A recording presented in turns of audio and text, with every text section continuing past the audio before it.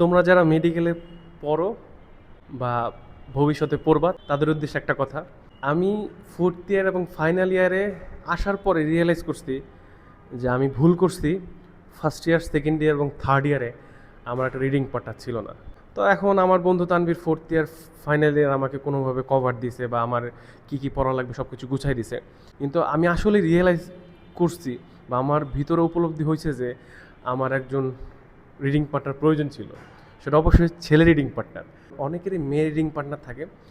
তাতে কি হয়, পড়ার থেকে তোমার পড়ায় ক্ষতি বেশি হয়। কারণ হুমায়ুন আহমেদ একটা কথা বলছিল, ছেলে মেয়ে কখনো বন্ধু হইতে পারে না, তাদের মধ্যে প্রেমের সম্পর্ক হয়ে যায়। এবং মেডিকেলে এটা কিন্তু অহরহর ঘটনা।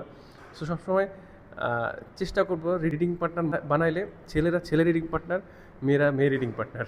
যদিও সবার ক্ষেত্রে ব্যাপারটা একরকম হয় না।